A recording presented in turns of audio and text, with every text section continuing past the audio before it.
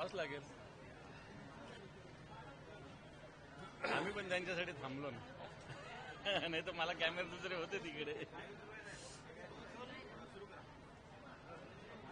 आज महाविकास आघाडीच्या वतीनं पायऱ्यावर येणाऱ्या काळामध्ये राज्य सरकारकडून महसूल वाढीच्या नावाखाली 328 दारूचे दुकानाचे परवाने देण्याचं निश्चित होतंय वेगवेगळ्या महसूल आयुक्तालयाच्या माध्यमातून.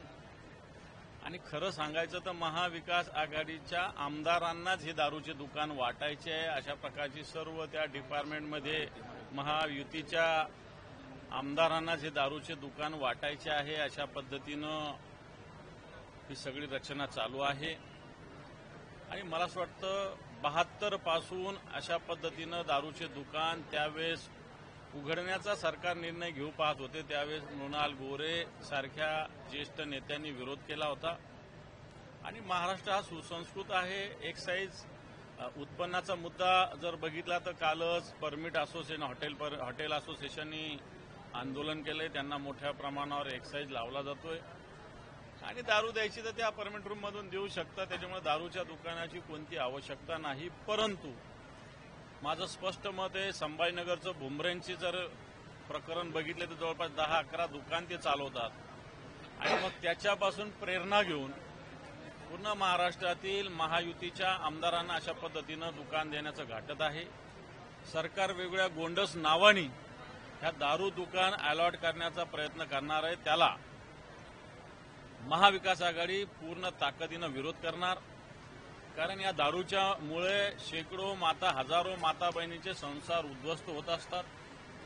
आणि म्हणून अशा पद्धतीनं माता भगिनींना एकीकडे आपण लाडकी बहीण म्हणायचं आणि त्यांचा संसार उद्ध्वस्त होईल अशा प्रकारचं राज्याचं धोरण आणायचं. आणि त्याला विरोध काल सभागृहातही केला, आज पायऱ्यावर करतो. आणि येणाऱ्या काळात मला असं वाटतं रस्त्यावर सुद्धा हा विरोध होईल.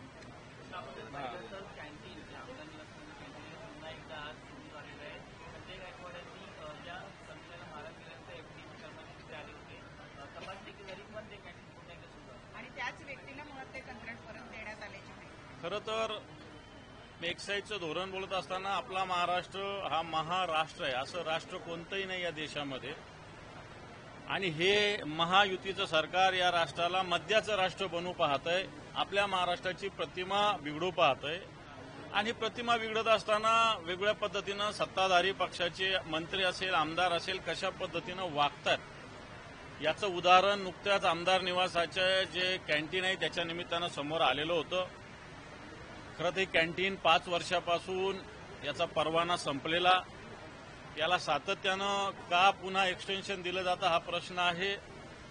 अन्नपदार्थ खराब आहे म्हणून या कॅन्टीनवाल्याला मारहाण झाली होती अशी माहिती. खरं तर मारहाण चुकीची आहे. परंतु सरकारने 2-4 दिवस बंद केले आणि पुन्हा त्याच व्यक्तीला कॅन्टीन त्यांनी सुरू केलेली आहे. हे सुद्धा चुकीचं आहे. आमदारावर कारवाई केली पाहिजे, कॅन्टीनवर कारवाई केली पाहिजे. नवीन परवाना धारकाला अशा पद्धतीनं कॅन्टीन चालवायला दिली पाहिजे.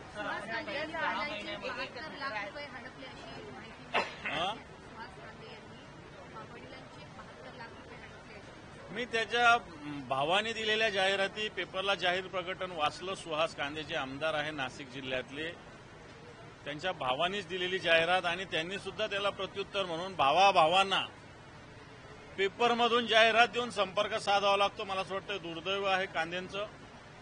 आणि जर भाऊच घरातलीच मंडळी अशा पद्धतीनं लाखो रुपये हडपल्याचं जाहीर प्रकटनाद्वारे कळवत असेल तर मला असं वाटतं हे आमदार कोणत्या स्तरावरचे आहे.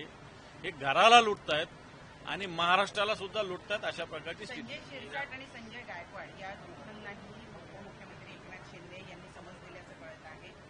तुमचे प्रतिमा जेव्हा खराब होते तेव्हा माझी सुद्धा प्रतिमा खराब होते असं त्यांनी म्हटल्याचं कळतं आहे. त्यांना थोडक्यात झापलंय. हे पण असं झापून काही होत नसतं.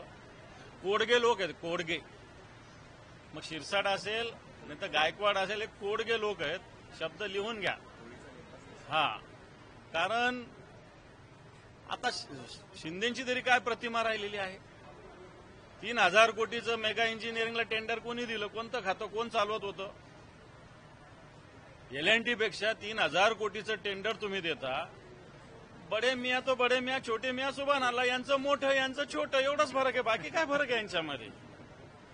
बाकी त्यांच्यामध्ये, शिंदेमध्ये, शिरसाटमध्ये आणि गायकवाडमध्ये फरक काय नाही. बडे मियाँ हे छोटे मियाँ, यात एवढाच फरक आहे.